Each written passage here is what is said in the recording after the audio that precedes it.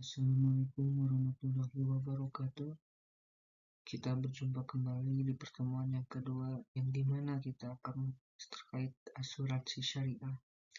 Di dalam mata kuliah lembaga keuangan syariah non-bank, yaitu ada pembahasan terkait asuransi syariah. Di dalam asuransi syariah, kita dapat lihat dalam definisinya di sini. Menurut Dewan Syariah Nasional Majelis Ulama Indonesia, dalam Fatwa nomor 21 DSN MUI 10/2001, asuransi syariah adalah usaha saling melindungi dan tolong-menolong di antara sejumlah orang atau pihak melalui investasi dalam bentuk aset dan atau takbarru yang memberikan pola pengembalian untuk menghadapi risiko tertentu melalui akad yang sesuai dengan syariah. Jadi dapat disimpulkan atau dapat diambil keintiannya bahwasanya asuransi syariah yaitu suatu perlindungan usaha serta tolong-menolong di antara sejumlah pihak yang bersangkutan serta memiliki pola pengembalian untuk menghadapi suatu hal tertentu bersifat risiko melalui akad kesepakatan syariah. Nah, jadi di dalam asuransi syariah ini berbeda dengan asuransi konvensional ya. Kalau asuransi syariah ini dapat menolong kepada pihak lain gitu, tetapi yang pihak lainnya yang dalam satu lembaga, misalkan si A dan si B itu memiliki sebuah asuransi kepada satu lembaga yang sama. Nah, si A bisa memberikan tolong-menolong asuransinya kepada si B dengan memotong asuransi si A. Hak asuransi si A bisa diberikan kepada si B dengan kesepakatan melalui akad syariah. Ya, akad yang seperti apa yang kita lihat nih? Dapat dilihat di bentuknya. Ada yang pertama ta'awun, tolong-menolong. Ini akad ini ya yang diberikan kontribusi ke pihak yang lain. Nah, kemudian digunakan untuk membantu peserta lain yang mengalami musibah. Ketika peserta lainnya tidak memenuhi asuransinya, itu dapat dibantu dengan asuransi pihak yang lain gitu, dengan nasabah yang lain, investasi yang lain. Kemudian ada yang nomor 2, takbarru, disebutnya donasi. Kontribusi peserta dianggap sebagai donasi yang ikhlas untuk membantu sesama, bukan sebagai premi yang mengandung unsur jual beli risiko. Nah, di sini tidak ada yang disebutnya sebuah hak asuransi itu dapat ditarik gitu. Misalkan asuransi kejiwaan sekian, asuransi kesehatan sekian, tidak kalau di sini ya. Donasi ini sudah ditentukan oleh kesepakatan bersama secara dengan kesepakatannya secara syariah. Kemudian kepemilikan dana kolektif. Dana yang terkumpul adalah milik bersama peserta. Nah, maksud bersama peserta di sini dalam satu lembaga, dalam satu instansi ada beberapa investor gitu ya. Nah, di sisi beberapa investor itu dananya satu kepemilikan gitu, kepemilikan yang bersama. Dan perusahaan asuransi bertindak sebagai pengelola dana tersebut. Tetapi dana tersebut tidak semuanya hak semua itu bisa memiliki semena-mena, bisa diambilnya seenaknya, tidak. Tetapi harus melalui sebuah lembaga tersebut, lembaga yang diikutinya. Nah, dengan persyaratan-persyaratan yang sudah ditentukan oleh lembaganya. Kemudian yang keempat, pengelola investasi yang halal. Dana diinvestasikan pada instrumen yang sesuai dengan prinsip syariah, menghindari sektor yang haram atau mengandung riba. Nah, ini tidak ada keuntungan dan kerugian, tidak ada ketertutupan, ini harus ada keterbukaan. Makanya ketika ini nomor 4 sangat berkaitan dengan nomor 3. Ketika ada sebuah investasi, itu harus ada pembuktian bahwa investasi tersebut apakah bisa menguntungkan atau tidak, apakah investasi itu bermanfaat kepada pihak yang lain, apakah sudah ada keterkaitan dengan pemanfaatannya seperti apa. Nah, harus ada seperti itu ya. tinjauan perkembangannya. Ini di pertama kali perkembangan asuransi syariah di tahun 2001, sekarang dapat ditinjau dalam rekor industri asuransi syariah di Indonesia menunjukkan pertumbuhan yang signifikan dalam beberapa tahun terakhir.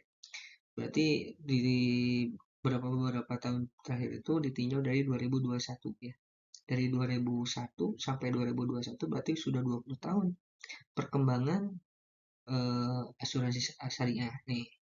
Dilihat dari Asosiasi Asuransi Syariah Indonesia atau disebut AASI, kontribusi bruto asuransi syariah mencapai 11,55 triliun per Juni 2021, meningkat 51,89% dibandingkan tahun sebelumnya. Jadi tahun 2020 berarti di bawah jumlah ini. Nah, untuk data yang tahun sekarang boleh kalian cari berapa data sekarang asuransi syariah yang sudah berkembang, begitu ya. Kemudian kebijakan terbaru. Nah, ada kebijakan yang ditetapkan dari tahun 2023. Berarti 2 tahun ke belakang ya kebijakan terbarunya. Pemerintahan Indonesia terus-menerus memperkuat regulasi untuk mendukung perkembangan asuransi syariah. Otoritas Jasa Keuangan atau disebutnya OJK telah menerbitkan POJK nomor 20 tahun 2023 tentang produk asuransi yang dikaitkan dengan kredit atau pembiayaan syariah dan produk suretiship atau suretiship syariah yang memberikan pedoman jelas bagi industri dalam mengembangkan produk sesuai prinsip syariah. Nah, jadi ada salah satu produk yang bisa dikembangkan. Jadi kita menjaminkan sebuah asuransi itu tidak berbentuk dengan materinya saja, tapi bisa berbentuk produk. Produk tersebut bisa dimanfaatkan untuk dijual belikan dan dikembangkan untuk menghasilkan sebuah keuntungan.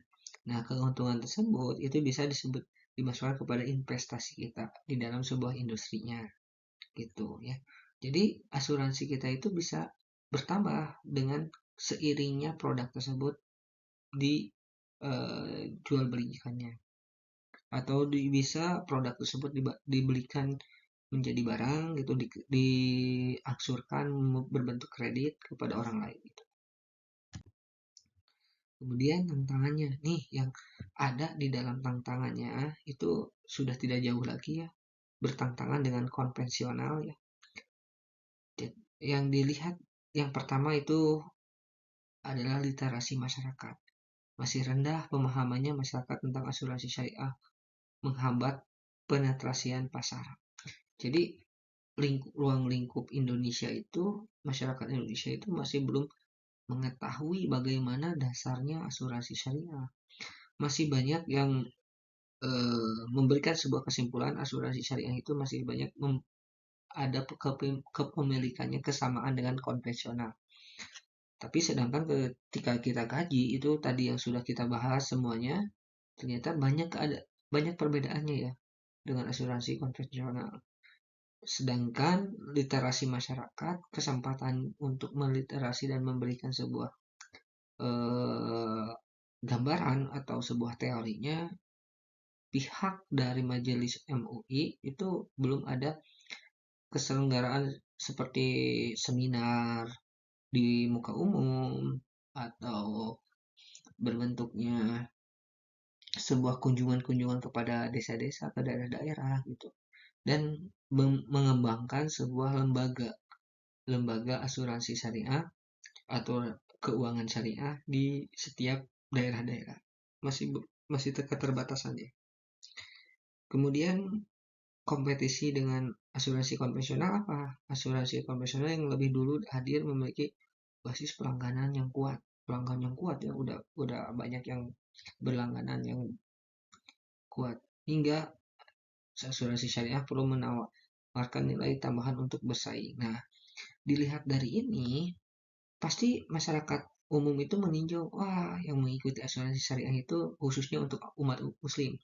Tetapi ketika adanya per UU tahun 2001 sudah diselenggarakan untuk kegiatan syariah seperti bank syariah, intinya tentang keuangan syariah itu bisa dibuka oleh umum, dengan non muslim juga bisa seperti itu, untuk menyayangi asuransi konvensional secara sehat ya, seperti itu. Kemudian prospeknya apa?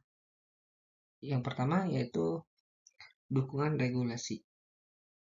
Pemerintah dan OJK terus mendorong pengembangan industri asuransi syariah melalui regulasi dan kebijakan yang mendukung.